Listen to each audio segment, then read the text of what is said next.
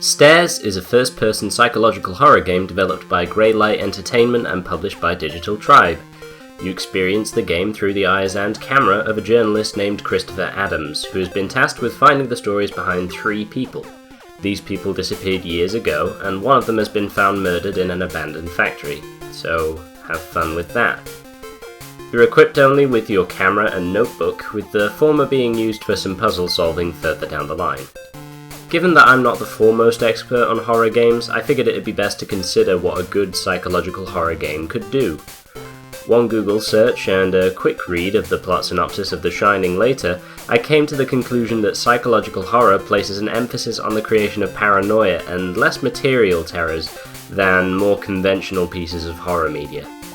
This means that the player should be placed in a tense state of unease, without relying upon jump scares and direct confrontation with whatever malevolent entity happens to be knocking around, often by inflicting the fear on themselves. I'd call the Dead Space franchise a good example of the opposite of psychological horror, but then I'd have to consider it to be good at something, and I'm not a big enough person to do that. Stairs gets off to a good start at being a psychological horror game.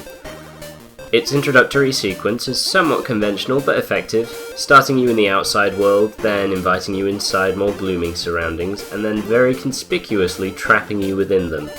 The moment the door shuts behind you, there's an oppressive silence, and it's made very clear that the gloves are off.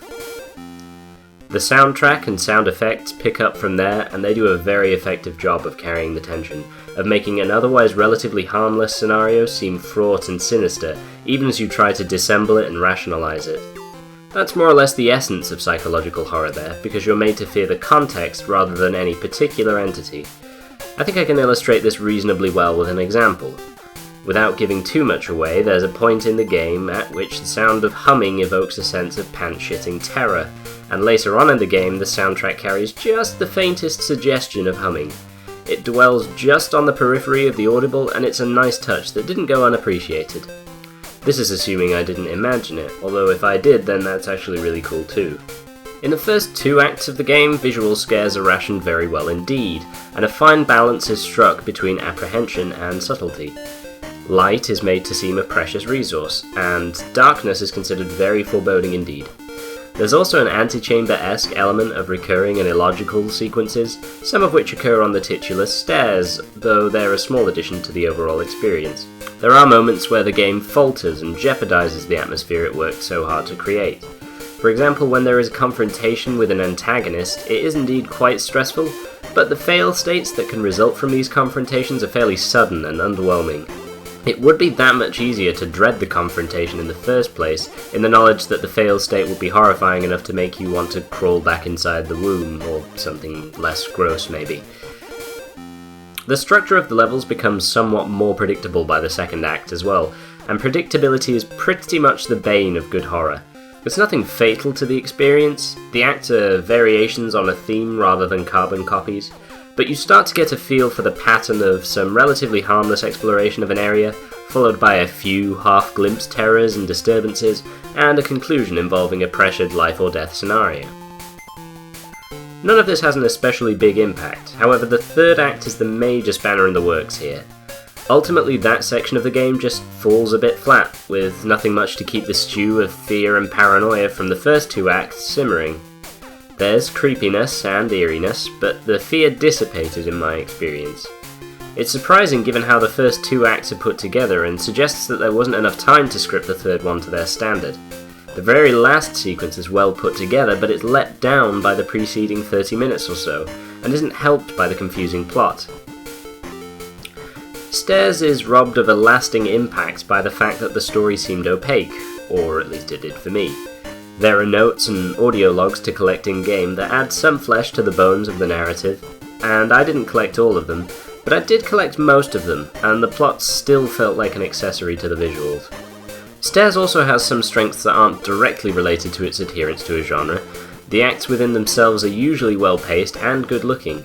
The game runs smoothly as a whole, and there are minimal load times, and the puzzles are pretty decent considering how necessary it is to limit the player's agency in psychological horror games in order to create a sense of helplessness.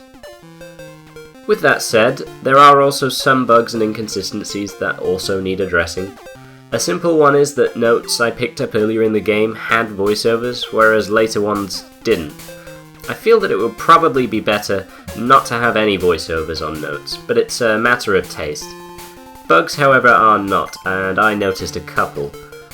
At one point in the game you're given a torch, or flashlight if you prefer, and it occasionally becomes impossible to switch it off unless you toggle the camera on and off first. At another stage you rather conveniently find a night vision attachment for your camera, which is meant to break at one point, and it does, but if you quit to the menu and return to a save after this point, the night vision will be working again. More significantly, the game crashed for me when loading me back into the main area for the third act at one point, and at another, a whole chunk of the third act area wasn't populated with models until I quit the game and returned to it. Initially I'd been worried that there was just a big chunk of the game that hadn't been finished yet, and to be fair, the area didn't provide any memorable moments once filled. This, by the way, is the point at which I reiterate that the game was still technically a beta when I played it, and these bugs may have been ironed out in the finished product. Stairs is at the very least 2/3 of a very well-made psychological horror game, using its resources sparingly but well enough to create, for the most part, a very atmospheric and often nerve-shredding experience. For someone who doesn't cherish horror games and had to play this game whenever I found the time, rather than always in the evening as would be more congruous with the experience it tries to create, I really quite liked Stairs.